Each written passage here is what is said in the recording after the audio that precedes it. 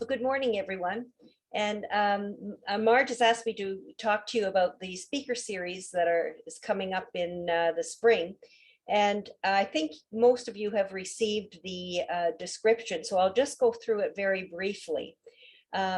We have quite a variety of speakers, and the first one begins from someone who lives locally in Richmond Hill. It's David Leighton Brown, and he'll be talking about Donald Trump. He'll talk about his presidency and also post-presidency time, because certainly his influence has not gone away.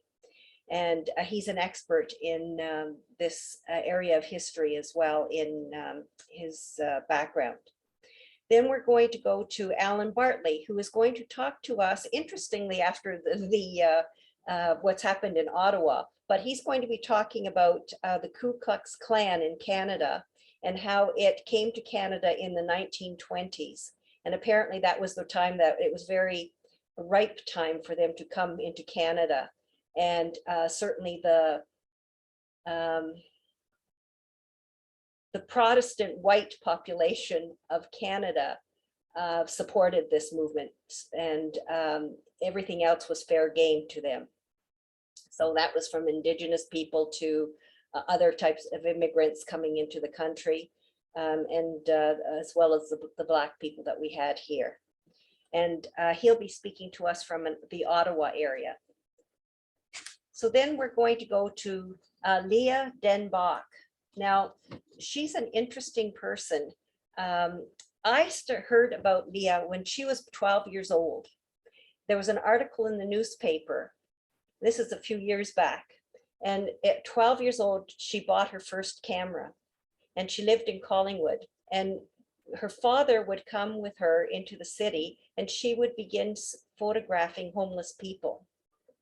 So fast forward to now. Now she's a young woman who's a fashion photographer. She's been around the world and doing that work, as well as photographing homeless people and telling their stories. But she's publishing just recently her 4th book on this topic. So Leah will be speaking to us about the work that she's been doing, and she'll be coming to us from Oakville. Then we have Mark Kozak Holland. I heard him speak several years ago, and he was speaking to the York Region Professional Engineers Association.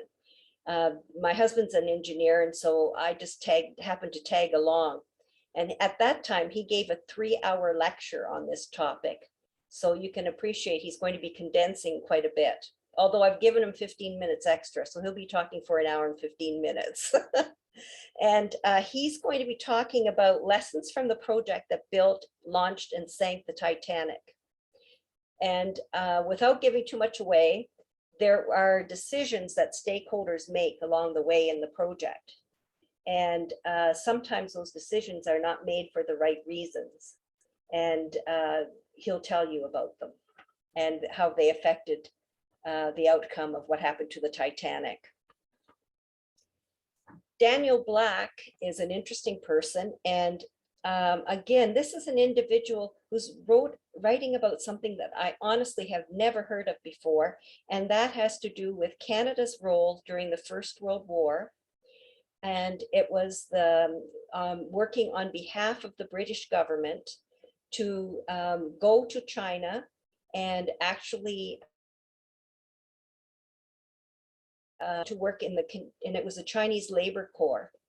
And they also were accountable to bring the Chinese Labor Corps to Britain. And so what they did is they landed in Vancouver, and then they had trains that would take the Chinese workers across Canada.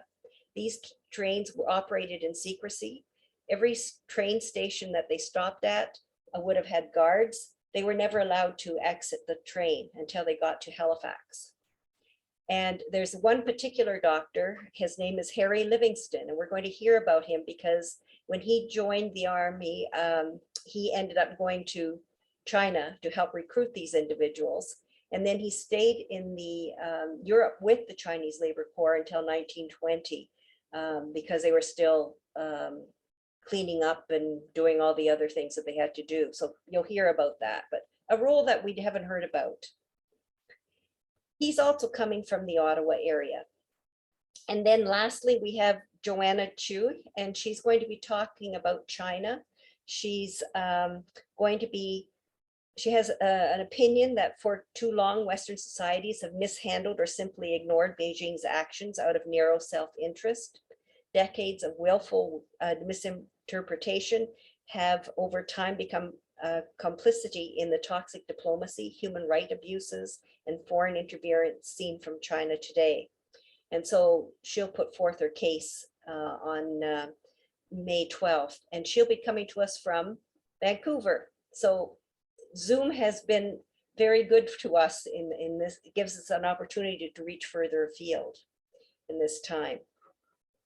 So that's the speaker series, and I hope that you'll be able to join us. Now you'll wonder, I've had the comment that all these topics are very heavy in the spring, and coming out of winter, I usually have some lighter topics. And I had to balance that with the fact that we're thinking that in the fall, we'll be able to meet in person. So by meeting in person, I can't necessarily afford to have a speaker from Vancouver or Ottawa, you know, it just depends. So that's why I went further afield this time. And so the topics are all quite heavy. And someone asked me, how do you go about choosing your speakers? And I don't have a set of rules, or it's just whatever I happen to come across. I also listen to feedback in terms of what people are interested in hearing. And I read the op-ed section of the papers so that, you know, someone will pop out, and also from just readings that I do. And also I attend Living and Learning in Retirement at Glendon College. So there I'm exposed to other good speakers as well. And that's essentially it. So that's it. Unless Marge, you have something you want to add?